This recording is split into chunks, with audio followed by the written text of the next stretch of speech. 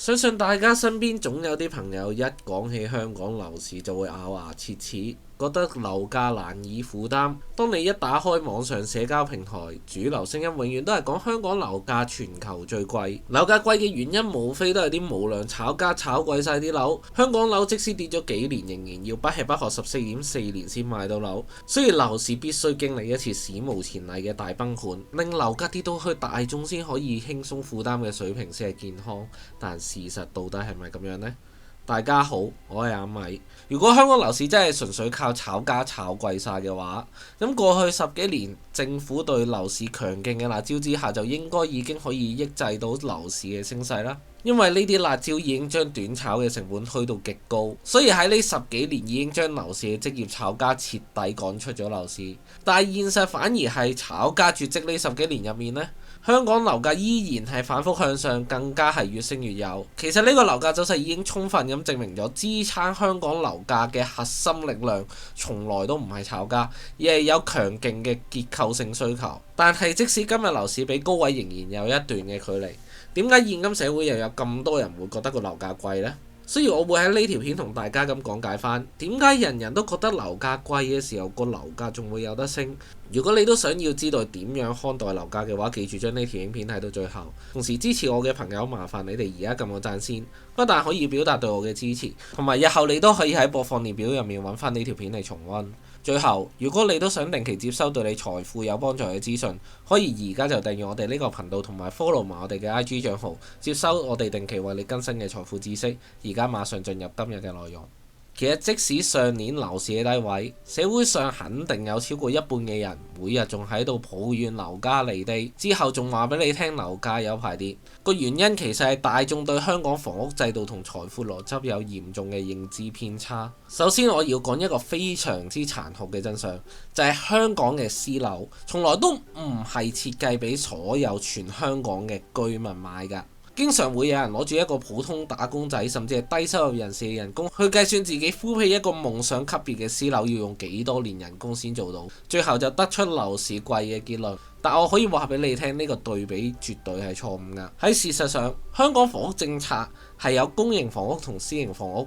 已經完全被分割咗做兩個市場。因為香港房屋政策係同世界各地唔同，香港房屋被設計咗做政府會照顧基層居民嘅基本居住需求，並享有低廉嘅租金。當基層居民嘅收入提升並有所儲蓄之後呢，佢就可以買居屋置業，甚至係直接咁買入私樓。所以香港有極大量嘅公屋同居屋去安置呢啲嘅居民。而私樓市場本質上就係一個自由市場，甚至以豪宅嚟講，我哋投資者會視為奢侈品或者係進階商品。所以民間經常強行要求私樓跌到基層都可以輕鬆買到呢，其實要等同要求法拉利、保時捷呢啲貴價跑車嘅價錢賣到去豐田甚至係50差不多。呢個當然只係一個不切實際嘅幻想啦。唔通你認為一個基層市民嘅住屋需要好似啲私樓咁樣，需要豪華會所、泳池、冷氣大堂、升降機等等咩？如果基層住宅可以擁有到呢啲嘅設施嘅話，咁高級住宅係咪連私人飛機都要安排埋呢？當然喺實際上，基層嘅收入唔多，佢嘅住屋需求只係需要有一個地方俾佢住就可以啦。咁當然都要符合衛生同起居最簡單嘅要求，會有廚房同廁所俾佢哋作起居飲食，而且有升降機接載佢去唔同嘅樓層出入已經可以啦。地點更加無需要優質方便，畢竟呢度講嘅只係最基本嘅居住需求。但係香港嘅基層房屋係好得意嘅，你唔好以為出租屋係冇泳池，沙田月明村係可以有私人泳池嘅。你唔好以為公屋就冇靚地點啊！黃大仙站嘅上蓋就係公屋嚟㗎啦。你可能以為黃大仙都叫舊樓，只係隨住城市發展令佢享受到較優質嘅地段。但係之前啟鑽苑未轉綠置居之前，不但係全新，仲要有埋基座商場嘅港鐵上蓋物業，竟然全部5座都可以係公屋。即使而家轉咗做綠置居，其實最優質喺地鐵站上蓋嗰2座都係公屋嚟嘅。反而居屋部分同隔離啟祥苑就離地鐵站加商場遠少少。香港住屋就係有極多呢啲數之不盡嘅例子，令好多人都想搏抽到間好公屋就係咁解。可惜而家我哋講緊嘅係私樓價格，係一個完全自由嘅市場。但係學校嘅教科書從來都唔會教你資產價格係點樣運作，亦唔會教你點樣利用按揭槓桿去滾大財富，所以多數嘅人都唔識衡量樓市持份者同投資者係點樣睇樓價，就會拎咗呢啲出奇地優質嘅公屋單位嘅低廉租金去直接比較私樓，佢哋根本唔清楚樓市持份者嘅諗法。大眾對樓價嘅認知只係源自於佢自己身邊嘅親屬、朋友或者同事，從而產生咗一個強烈嘅同溫層效應。如果你身邊嘅生活圈子全部都係租公屋或者從來冇買過樓嘅，當你問佢哋對樓市嘅睇法嗰陣時，佢哋必然會同你講樓價好貴，買樓係做樓奴，千祈唔好買。其實佢哋認為樓價合理嘅話，早就買咗啦。問啲唔喺樓市入面嘅人嘅意見，其實對分析樓價係一啲作用都冇嘅。而且佢哋講樓價貴，只係為咗合理化自己冇買樓呢個行為。講樓價太貴買唔起，就變咗係社會嘅責任，而唔係自己嘅問題。當你長期喺呢一種互相安慰、分享負能量嘅環境，你自然會被洗腦，覺得全香港人都買唔起樓。其實真係想買樓嘅人已經默默喺度儲首期等待機會。如果唔係，你就唔會見到今日樓市回升嘅時候，新盤可以大排長龍，二手市場價格不斷上升，都繼續有人買。只係呢班樓市有購買力嘅人，同一般大眾喺唔同嘅溫層，就會俾網上嘅人認為樓市嘅買家全部都係發展商同地產代理安排嘅演員。最致命嘅就係傳媒為求流量，令觀眾最容易收睇佢內容嘅方法就係引發大眾嘅憎恨同仇富情緒。我相信大家每年必定會見到一個新聞瘋狂轉載，就係所謂嘅樓價報告，講香港人要不吃不喝幾多年先買到樓。首先，呢個不吃不喝數字通常係用全港入息中位數去對比整體私樓樓價中位數。正如啱先所講，用基層入息比較私樓價格已經係錯配，因為香港基層住屋已經跌入咗房屋福利嘅安全網入面。更加荒謬嘅係，你根本唔需要不吃不喝儲足100% 嘅首期去 full pay 買樓，因為現代金融之下，樓已經成為咗金融工具之一。你只需要準備低至1成嘅首期已經可以上車，其他餘額由銀行借俾你已經可以啦。你只需要未來30年慢慢去攤還翻俾銀行。再者，大部分人買樓係以家庭做單位，所以應該用2份人工加埋一齊去計先入嚟。而呢啲嘅內容我已經喺之前點解買樓會咁難嘅影片詳細講解過。上年去計，2個只有萬幾蚊收入嘅情侶或者夫婦，儲2年幾嘅錢已經可以買入金絲花園呢啲上車盤。請問個難度又何在呢？有邊度需要不吃不喝14.4年呢？其實只係傳媒刻意咁忽略咗按揭制度同埋樓市持份者嘅真正購買力，用全部人嘅入息中位數去計算今日直接full pay私樓中位數，呢啲咁極端嘅計法係十分之不合理嘅，導致大眾盲目咁認為樓價係難以負擔，並且增加社會嘅負能量。啱咪我以前都係被傳媒呢啲嘅資訊呃咗好耐。但係我哋做人係要揾翻點解樓價可以貴上加貴，而唔係抱怨甚至指責樓價上升。畢竟樓價係市場說了算，你覺得貴嘅時候，市場卻長期認為貴得有道理，咁又係唔係真係貴呢？可能大家都聽過 iPhone 一個標語就係貴從來都唔係佢嘅缺點，而係你嘅缺點。我之前對樓市詳細分析之後，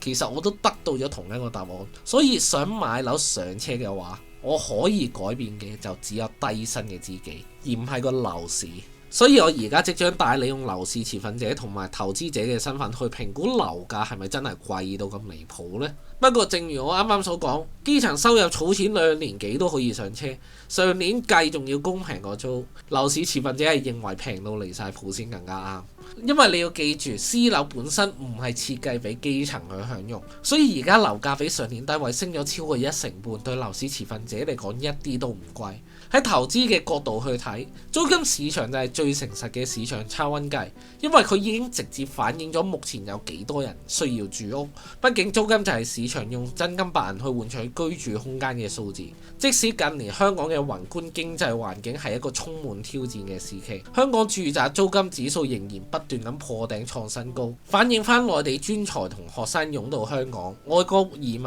回流，同埋香港本地仲有大量未分離嘅分支家庭，令市場上嘅租盤被極速消耗。如果私樓真係貴到冇人有嘅話，咁就應該冇人願意買，甚至係租樓。現實反而係有大量擁有高消費力嘅人群正在爭奪有限嘅私樓租盤。呢種強烈嘅租務需求為樓價築起咗一個極其堅固嘅防守力。同時因為租金回報不斷上升，樓價自然有強勁嘅支撐，甚至係推升埋個樓價。所以今日嘅樓價根本都唔係貴。加上我喺前面所講，香港樓市喺過去10幾年被五花大綁嘅辣招之下，仍然能夠表現出驚人嘅升幅，呢個已經證明咗市場內部積壓咗好強勁嘅購買力。雖然今日嘅樓市已經確認重新進入升軌，樓價比過去2-3年嘅谷底亦回升咗唔少。但如果我哋拉長個視線，同21年高位比較，而家嘅樓價仍然有近2成嘅折讓。你試想一下，一個被驗證過有強勁嘅抗跌能力、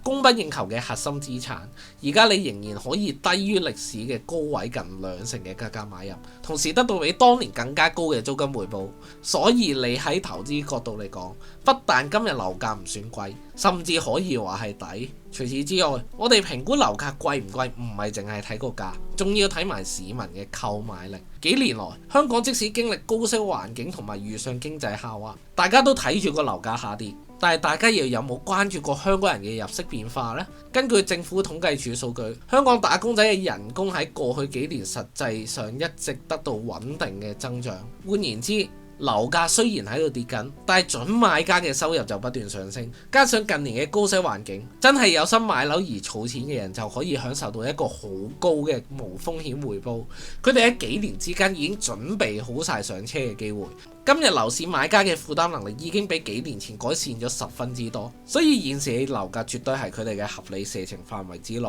嚟到最後，我希望可以幫到大家理性咁睇香港樓市，因為香港嘅樓市分公營同私營。當大眾喺度抱怨樓價太貴嘅時候，佢哋口中嘅貴往往只係指自己嘅收入能力不足而買入私樓，但係唔記得咗樓市持份者嘅收入多數唔能夠符合公營住屋需要。好多人計算買樓負擔能力嘅時候，經常亦犯下咗一個致命嘅錯誤，就係當咗全香港100% 嘅人個收入同自己都一樣。香港其實已經有一套非常完整嘅置業階梯，由公屋到居屋、綠置居，幫助市民首次置業，只有儲夠實力之後，再可以換樓晉身私樓市場。不過呢個置業階梯係一條需時攀登嘅階梯嚟，根本同大眾諗一出嚟做嘢就可以一步登天買入高級私樓嘅離地諗法係有所不同，亦令好多人唔願意攀登呢條嘅置業階梯。不過佢哋唔選擇置業都冇所謂，因為政府已經有足夠嘅房屋福利去保護佢哋。但係往往同一批人又會批評樓價昂貴同埋不斷上升，因為樓價貴先係令佢哋買唔到樓嘅主要成因。